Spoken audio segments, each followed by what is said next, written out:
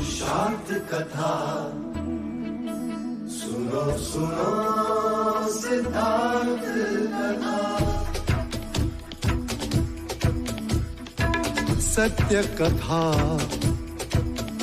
पुरुषार्थ कथा सुनो सुनो सिद्धार्थ कथा। चढ़ते सूरज सा तेजवान वो कीर्तिमान, हुंकार भरे जब कूच करे थर थर कांपे आसमान।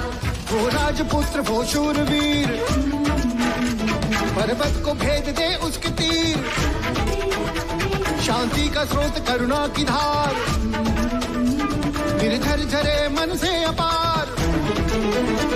वो राजपुत्र वो शूरवीर, पर्वत को भेद दे उसके तीर। है शाक्य वंश का वो तारा, जगमग है जिससे जग सारा। सत्य कथा पुरुषार्थ कथा सुनो सुनो सिद्धार्थ कथा।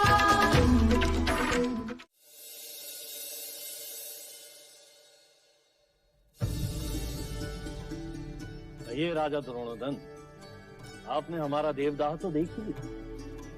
अब बताइए कि क्यों शाक्यों की राजधानी मानने से उसे विरोध किया जा रहा है। इस बात में कम है हमारा देवदाह आपकी कपिलवस्तु से? भाग्य में, भाग्य की कमी।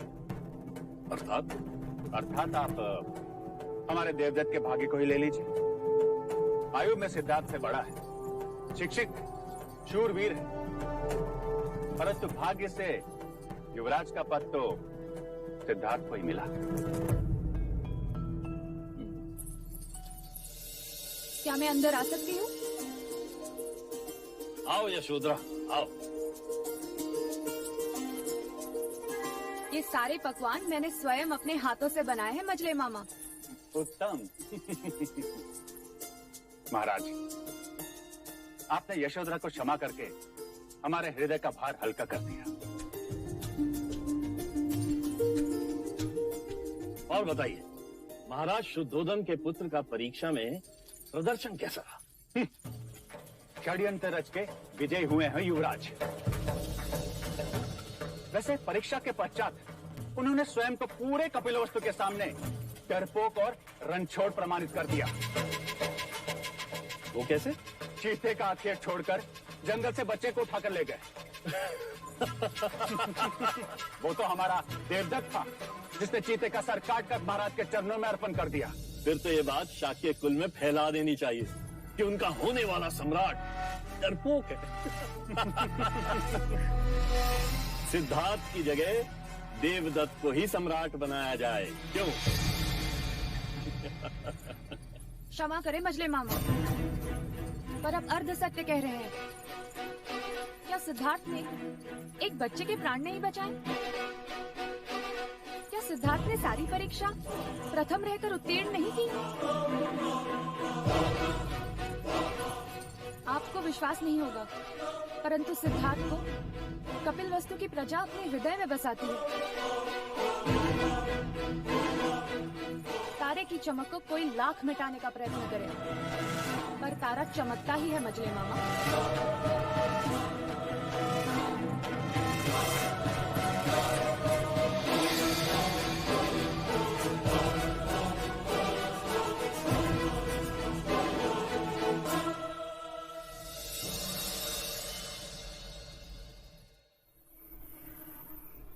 सिद्धार्थ, ये लो मेरी तलवार।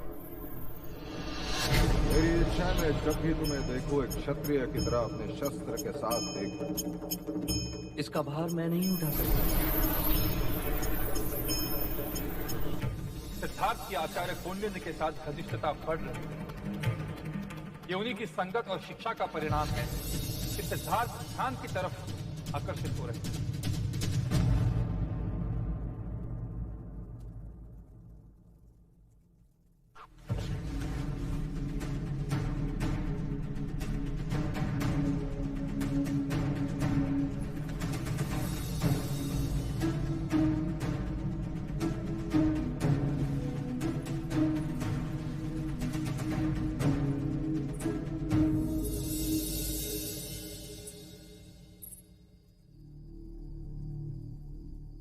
क्या हुआ देव? नींद नहीं आ रही? हाँ, मन में इतना उद्वेग पहले कभी नहीं था देवी। मैं सिद्धार्थ को समझ नहीं पा रहा। कहीं वो ऐसा कोई कार्य न कर बैठे जिससे हमारे पूर्वजों का नाम कलंकित हो। परंतु वो अर्थहीन बातें नहीं करता। हाँ, उसकी बातें सत्य होती है, फिर भी मैं उससे अप्रसन्न रहता हूँ। क्यों पता नहीं प्रजापति। क्योंकि आप चाहते हैं कि हमारा पुत्र आपके मार्ग पर चले, पर वो विलक्षण प्रतिभा है। वो अपना मार्ग स्वयं सोचता है। वो उनमें से नहीं जो आंखें मूंद कर पीछे पीछे चलते हैं। परंतु अकेले जाने पर मनुष्य भटक भी सकता है प्रजापति। बस यही भय आपके उद्वेग का कारण है। यदि असित मुनि नहीं आते और सिद्धार्थ का भविष्य नहीं बताते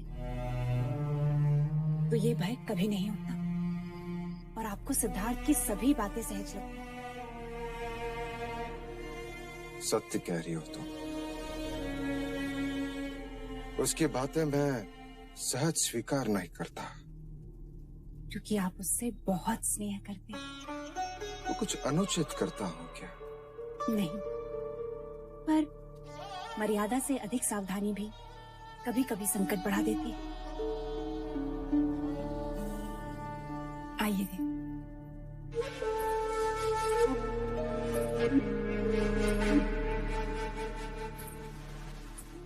अब आप सो जाइए देव। नींद से बड़ा मित्र नहीं और उद्वेग से बड़ा शत्रु नहीं। कुछ बातें ईश्वर पर भी छोड़ देनी चाहिए, वो सब ठीक करेगा।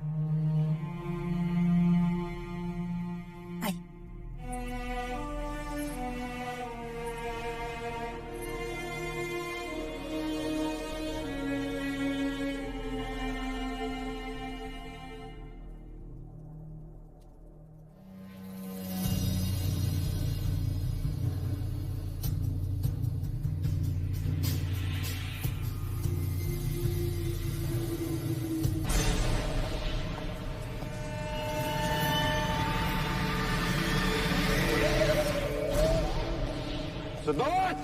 सिद्धार्थ!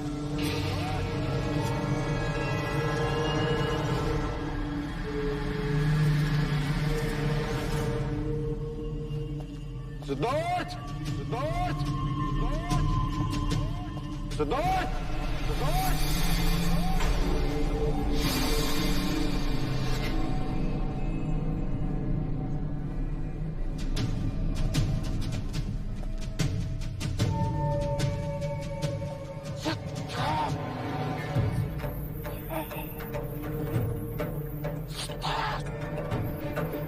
तेरा पुत्र सन्यासी बने, सन्यासी बने।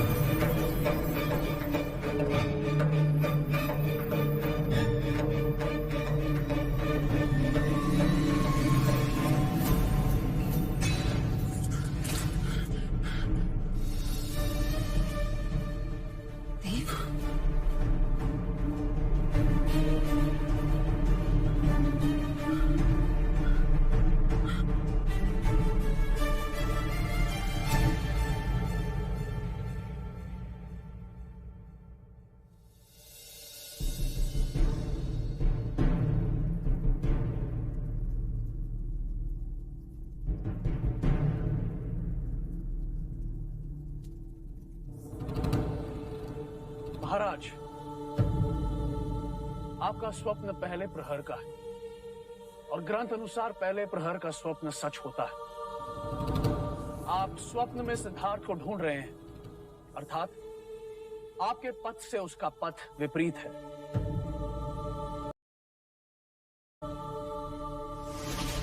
दूजा, आपने सिद्धार्थ को समाधि में देखा, अर्थात वो शांति के पथ पर चलेगा। शरीर पर मिट्टी और पौधे, अर्थात उसने समाधि कई दिनों से लगाई होगी। उसने गेरुए रंग के कपड़े पहने हैं, अर्थात उसकी विचारधारा मुनि और योगी की भांति हो।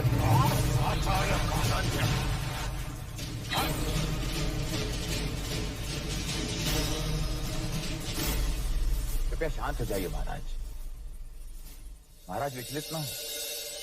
पहले प्रहर के स्वप्न सत्य होते हैं, किंतु उसके एक नहीं कई संकेत होते हैं। स्वप्न का आकलन व्यक्ति विशेष पर निर्भर करता है। स्वप्न में आप उन्हें खोज रहे थे, इसका अर्थ यह है कि किसी बात पर वो आपसे कहीं आगे निकल जाएंगे।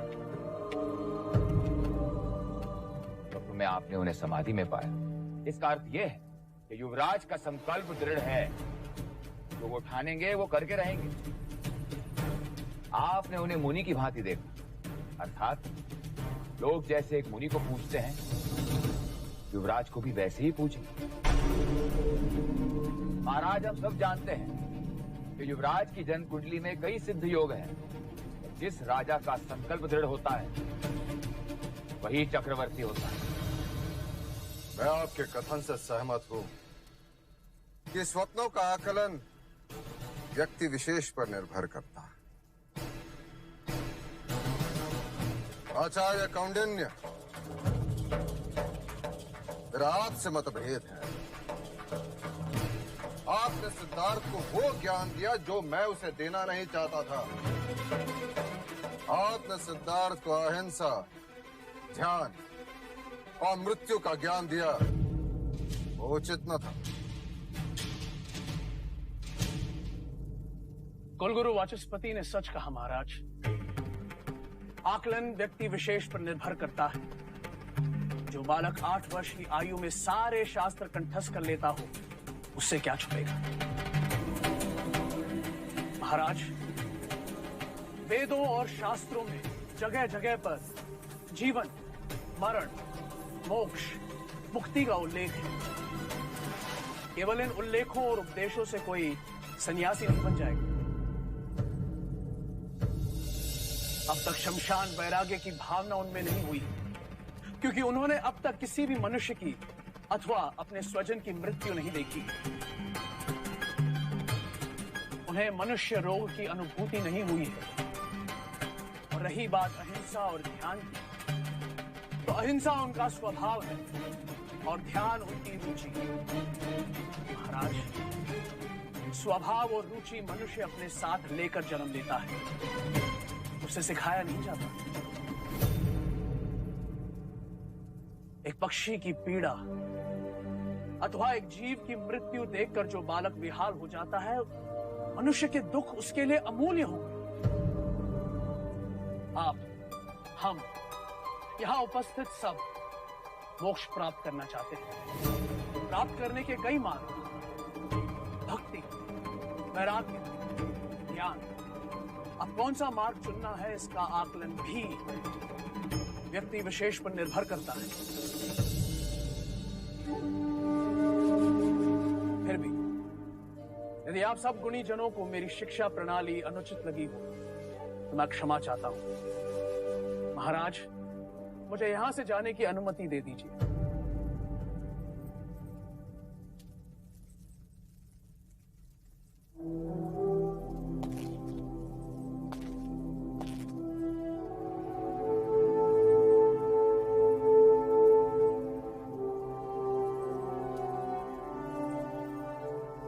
आचार्य कौंडिन्य, कृपा करके दक्षिणा स्वीकार कर।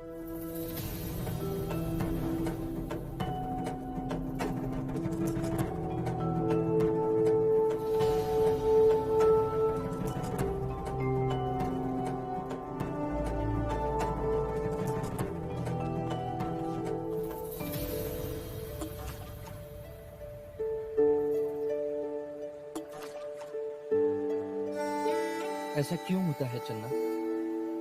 जब मनुष्य के जीवन में कोई साथ आता है तो उसे खुशी होती है, और जब छोड़कर चला जाता है तो ग्लानि। देवी गोपा के जाने का दुख है आपको?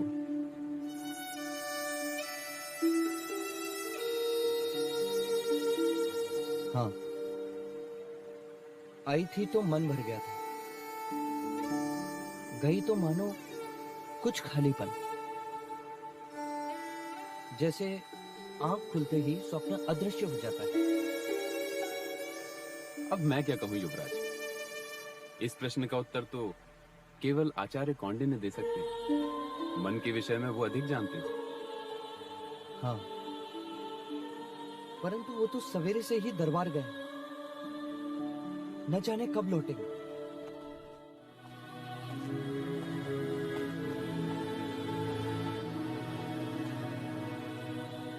कुलगुरु, मैं ये दक्षिणा स्वीकार नहीं कर सकता।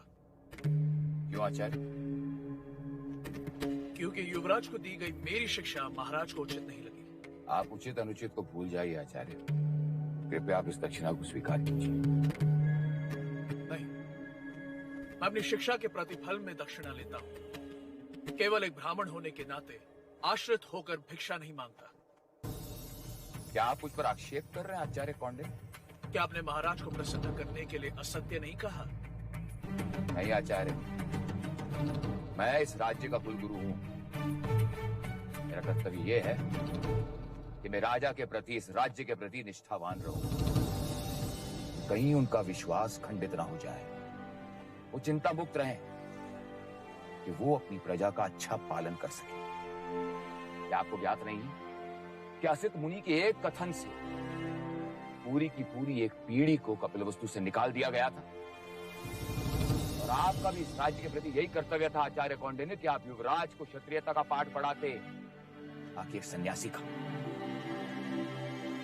कुलगुरु, आत्मा भाग्य को साथ लेकर आती है। आपके अथवा मेरे कहने से कोई सन्यासी नहीं बन जाता।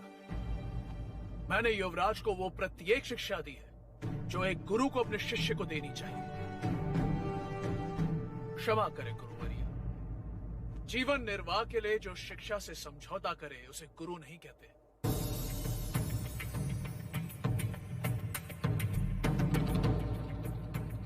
पर महर्षि वाल्मीकि और सांदीपनि की तरह मुझे भी इस बात का सदैव अभिमान रहेगा कि कुछ वर्ष मैंने आने वाले युग के युग पुरुष के सानिध्य में बिताए और वो मेरा शिष्य था।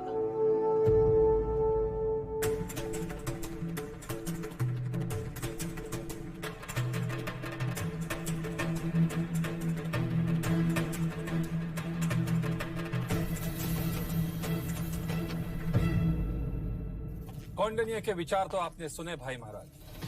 क्या अब भी आप मेरे विचार से सहमत नहीं हैं? अब हमें आचार्य कौंडिन्य के वानप्रस्थ होने की इच्छा पूर्ण करनी चाहिए।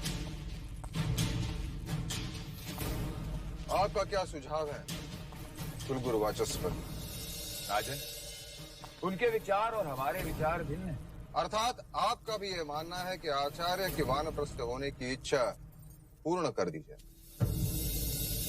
परंतु महाराज, उनका रिक्त क्या स्थान कोई पूरा नहीं कर सकता। और मैं शाक्यों का सिंहासन रिक्त नहीं रख सकता अमात्य। मैं सिद्धार्थ को सन्यासी बनते नहीं देख सकता। यदि युवराज के हित को देखा जाए राजन, तो कौंडिन्य की इच्छा को तुरंत पूर्ण करना चाहिए। युवराज वन में जाए या ना जाए, परंतु आचार्य कौंडिन्य को वन में जाना ही होगा। सिद्धार्थ! सच कहते थे आचार्य कौंडिन्य। कभी कभी आंखें खुली होते हुए भी मनुष्य बेध्यान हो जाता है। ऐसे कैसे? देखो, हम निकले थे महल जाने के लिए, परंतु पहुंच गए नगर द्वार। सुनिए ना, क्या हो गया आपको? अभी तो बीते भाई लोगों से क्या हो गया? क्या हो जाने, कुछ बोले तो नहीं। अभी तो ठीक से क्या हो गया? बोले क्यों नहीं रहे? जानिए ना, कुछ बोले तो। क्या हो गया? ये नहीं रहे।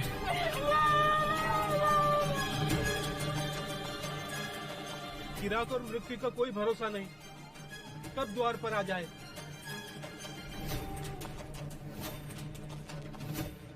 अरे वो देखिए, युवराज आ रहे हैं। युवराज! अगर युवराज ने इनके मृत शरीर को देख लिया तो क्या होगा? हमारा तो नगर निकाला हो जाएगा। देखो, हम ऐसा बर्ताव करते हैं जैसे कि कुछ हुआ ही ना हो।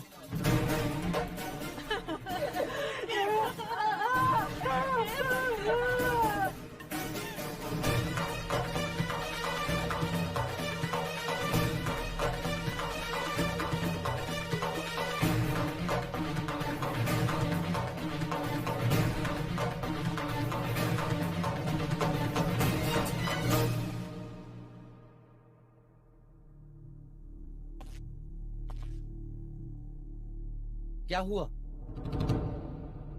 आप सबकी आंखों में आंसू कैसे? अब क्या बताएं युवराज, वो अभी अभी सूखी हवा की ऐसी आंधी आई कि सबकी आंखें गीली कर गई। आंधी?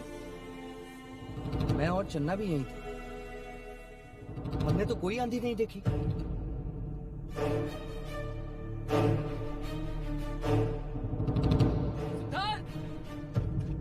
सिद्धार्थ, क्या हुआ? क्यों सांसों से तेज दौड़ रहे हो? इतने भयभीत क्यों? आचार्य कौंडिन्य कपिल वस्तु के गुरुकुल को छोड़कर हमेशा के लिए जा रहे हैं।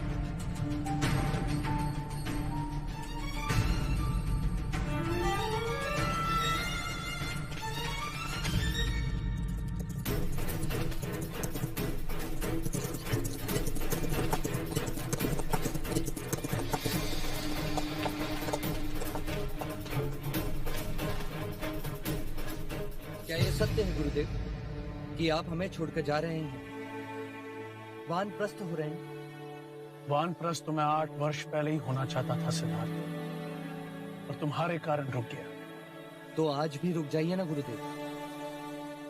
आपके बिना ये सिद्धार्थ अधूरा है। अगर आप मुझे इस तरह छोड़कर चले। अरे सिद्धार्थ, तुम जानते हो ना, उस पेड़ पर एक चिड़िया ने अपना घोंसला बनाया है। जी। वही जो रोज अपने बच्चों को अपनी चोंच से खाना लाकर खिलाती है। जी गुरुदेव। आज उस चिड़िया ने अपने उन बच्चों को घोंसले से धक्का दे दिया है। क्यों? प्रश्न तो मैंने भी अपने आप से किया था, क्यों? तभी मुझे प्रकृति के भेद का पता चला।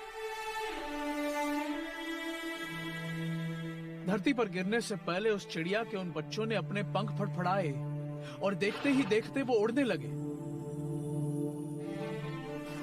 परंतु गुरुदेव, मुझे पंख फैलाने नहीं आते। मुझे जाना होगा सिद्धार्थ, मेरा कर्तव्य पूरा हुआ। मैंने अपना संपूर्ण ज्ञान तुम्हें दे दिया है। अब संन्यास आश्रम का समय आ गया है, और संन्यास आश्रम का मार्ग वानप्रस्थान से ही है। शास्त्रों में 4 आश्रम का ज्ञान दिया है, और हर एक आश्रम का अपना एक महत्व है। परंतु गुरुदेव, मेरी शिक्षा तो अभी अधूरी है। आपने मुझे वानप्रस्थ और संन्यास आश्रम का ज्ञान तो दिया ही नहीं।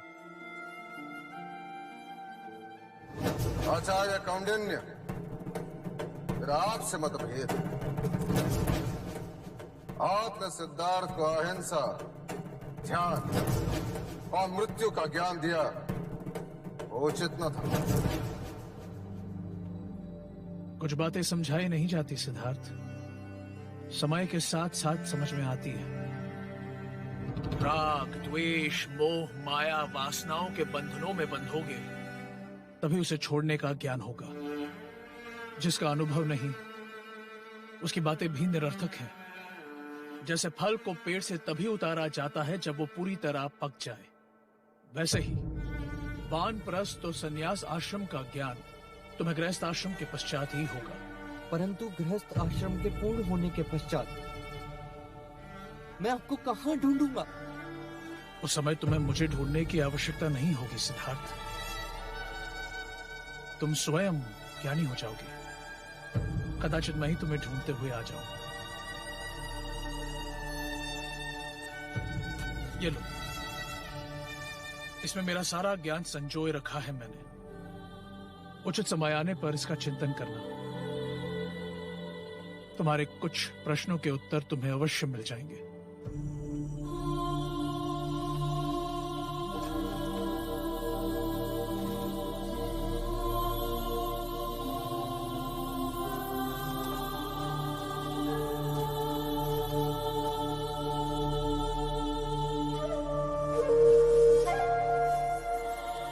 गुरुदेव,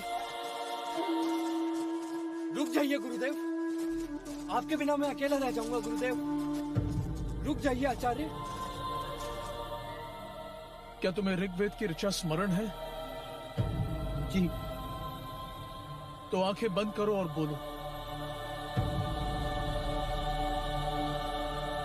डॉक्टर, त्वम असि सह अहम अस्मि, अहम ब्रह्मास्मि।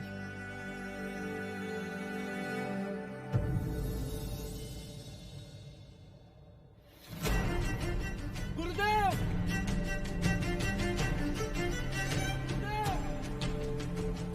जीवन किसी एक स्थान पर रुकता नहीं, जैसे नदी का पानी बहता रहता है। यदि वो एक स्थान पर रुक जाए तो दूषित हो जाता है। अपने मन को शांत करो, ध्यान में बैठकर अपने विचारों पर, अपनी भावनाओं पर संयम पाने का प्रयत्न करें। शांत मन मनुष्य के प्रत्येक समस्या का चिकित्सक होता है। तुम्हें अपने आप मुक्ति मिलेगी।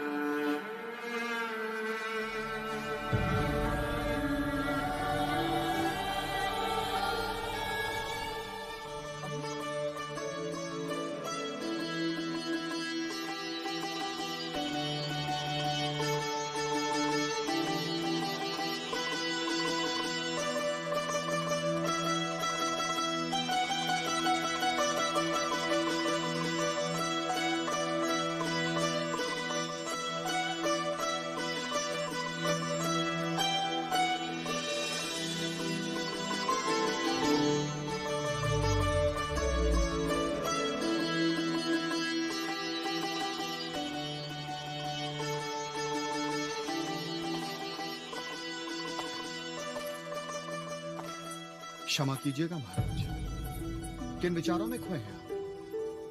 नृत्य में भी आपका ध्यान नहीं है।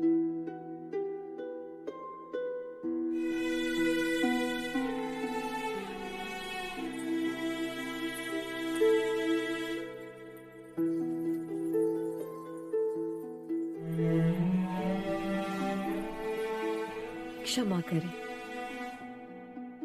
हम आपका मनोरंजन नहीं कर पा रहे हैं। कोई त्रुटि हुई हमसे? नहीं मोहिनी, आज मन चिंताग्रस्त है। किस विषय में महाराज? असित मुनि की भविष्यवाणी तुम भली भांति जानते हो उदया, और युवराज की रुचि ध्यान की ओर बढ़ती जा रही है। क्षमा करें, किंतु युवराज की सेवा करने का अवसर आपने हमें नहीं दिया। जब काम बाण चलता है ना महाराज, तो बड़े बड़े ध्यानी मुनि भी भोग की बोली बोलने लगते हैं, और युवराज ने काम का रंगीन संसार देखा ही कहाँ है। महाराज, मोहिनी बिल्कुल सत्य कह रही है। युवराज अभी तक कौंडिन्य के संपर्क में आए, इसलिए ध्यान की बातें करने लगे। और जब वो इन सुंदरियों और मोहिनी के साथ रहेंगे तो भोग विलास में रत हो जाएंगे। महाराज, काम सबको पिघलाता है।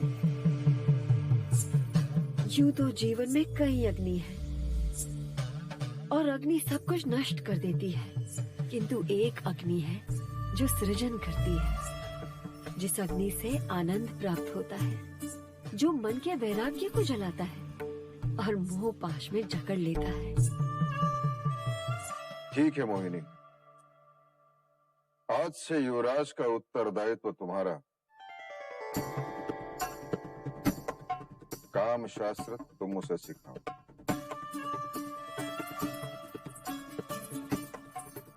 महाराज, इस काम वासना से आज तक कोई नहीं छूटा है।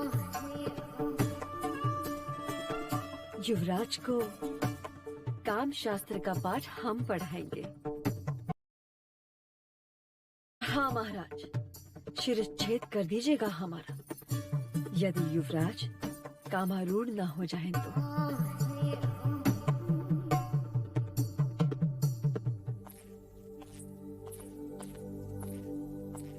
सिद्धार्थ,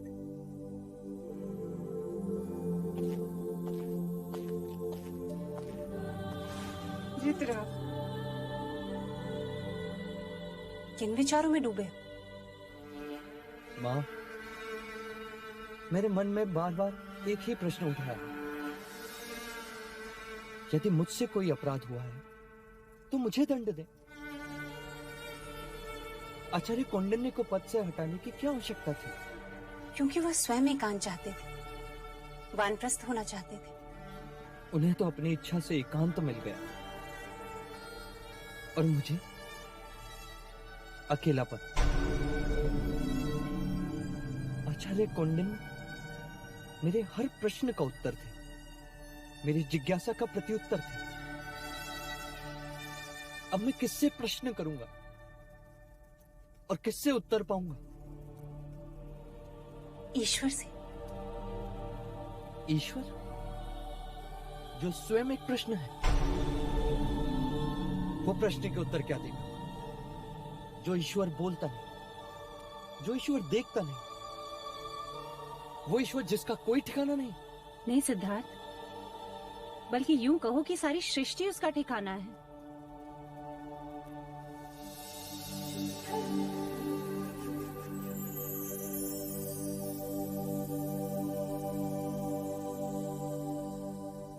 देखो, ये सूर्य भी ईश्वर का एक रूप है, जो दिखाई देता है, जो अपने धूप से तुम्हें छूता भी है और अपने उजाले में सृष्टि का ज्ञान देता है। क्या ये किसी गुरु या आचार्य से कम है?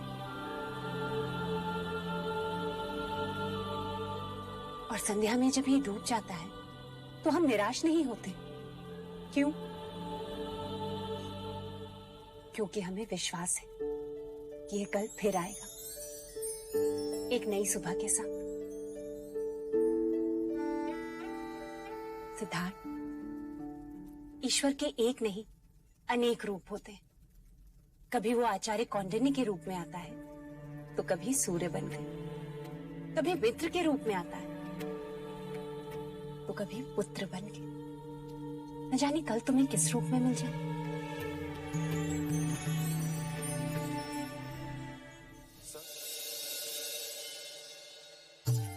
आइए महामंत्री जी, स्वागत है आपका।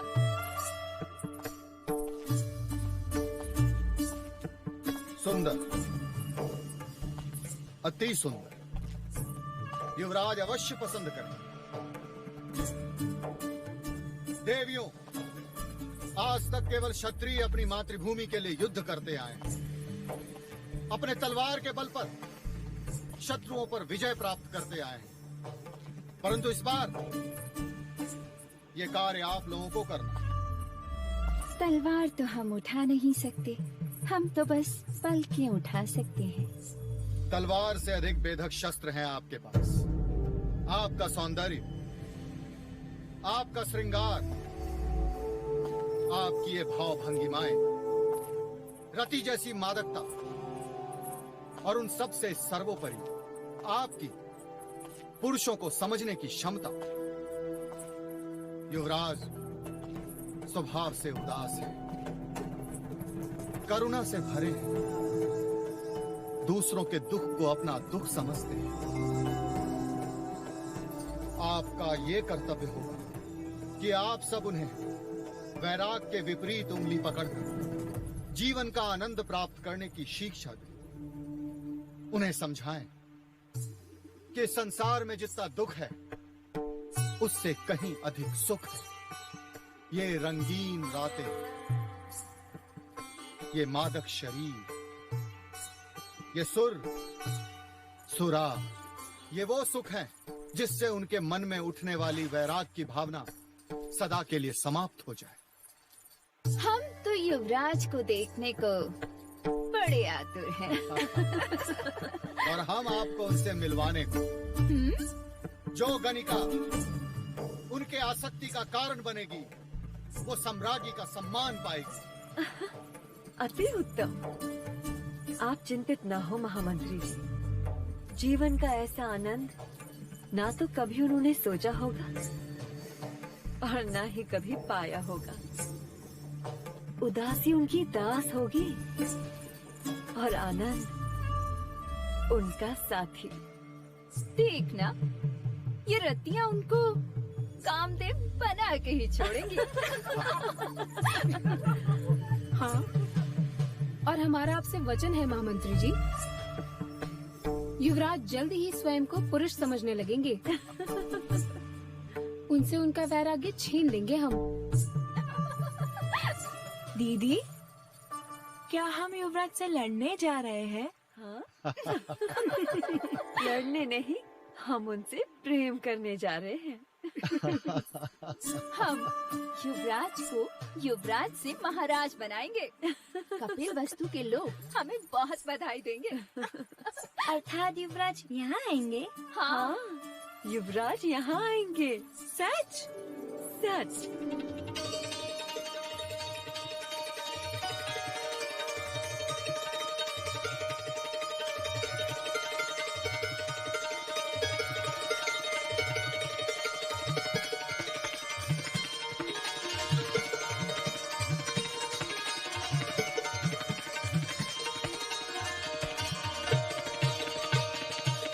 उत्तम, अति उत्तम। संगीत और श्रृंगार युवराज को वैराग्य से वापस ले आए। बस महाराज आप निश्चिंत हैं। युवराज सिद्धार्थ बहुत जल्द अपना वैराग्य खो देंगे। अनुज,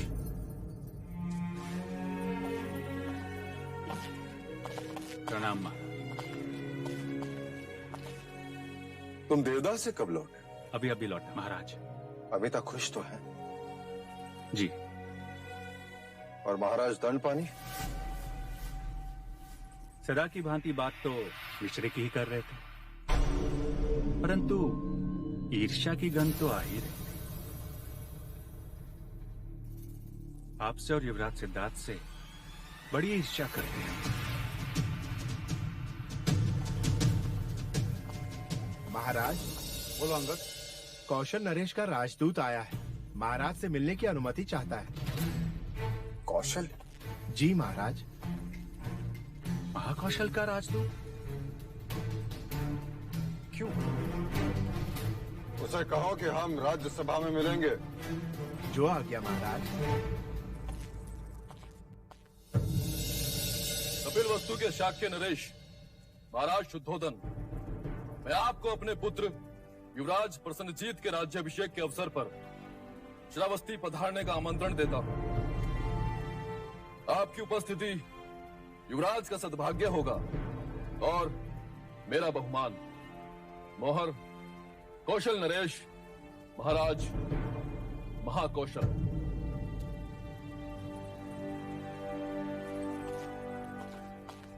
महामंत्री, कौशल राज को संदेशा भेजो कि उनके आमंत्रण के लिए हम आभारी। पुत्र का राज्याभिषेक हर पिता के जीवन के लिए सौभाग्य होता है।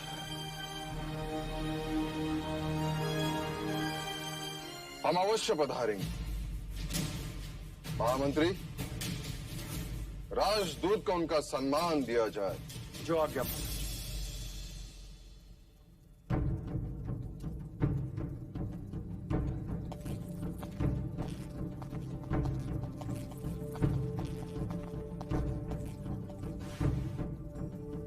महाराज, क्या आपका कौशल राज जाना उचित होगा? मैं तो कहता हूं महाराज, किसी बात का निमित्त बनाकर टाल दीजिए। इस राज्याभिषेक का आमंत्रण केवल कौशल राज का शक्ति प्रदर्शन लगता है। नहीं महाराज, आपको वहां अवश्य ही जाना चाहिए। यदि आपकी अनुमति हो तो मैं भी साथ चलूंगा। मुझे भी कौशल नगरी देखनी है और साथ ही युवराज प्रसन्नजीत को भी। हाँ, क्यों नहीं। वैसे भी आज नहीं तो कल हमारा सामना प्रसन्नजीत से होगा ही। नहीं, तुम नहीं जा सकते। किंतु क्यों नहीं जा सकता? यदि मैं तुम्हें ले जाऊं तो मैं सिद्धार्थ को कैसे मना कर पाऊं?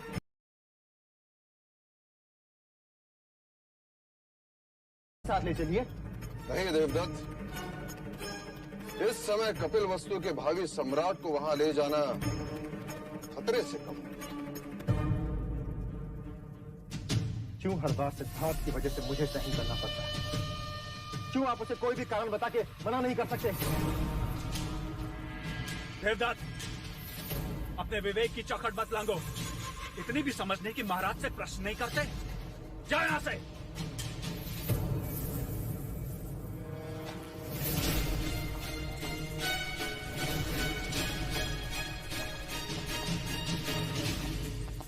महाराज, देवदत्त की ओर से मैं क्षमा मांगता हूं। मैं उसे समझा दूं।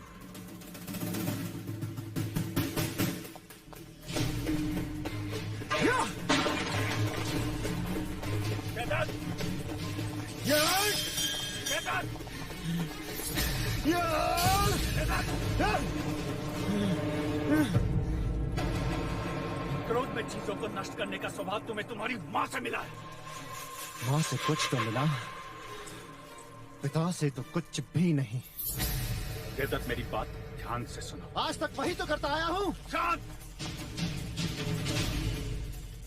और एक बात गांठ बांध लो, महाराज को निराश करने का अर्थ है अपने ही भाग्य को ठोकर मारना। सिद्धार्थ से दूर जा रहे हैं महाराज। उसे भोग विलास में इतना डुबो दो कि सांस लेने की सुध न रहे। उससे क्या होगा? विलास का अतिरेक उसे निष्क्रिय बना देगा। तलवार जब अधिक समय तक मयान में रहती है तो उसे जंग लग जाता है, और जंग लगी हुई तलवार पर प्रजा कभी भरोसा नहीं करती। समझे?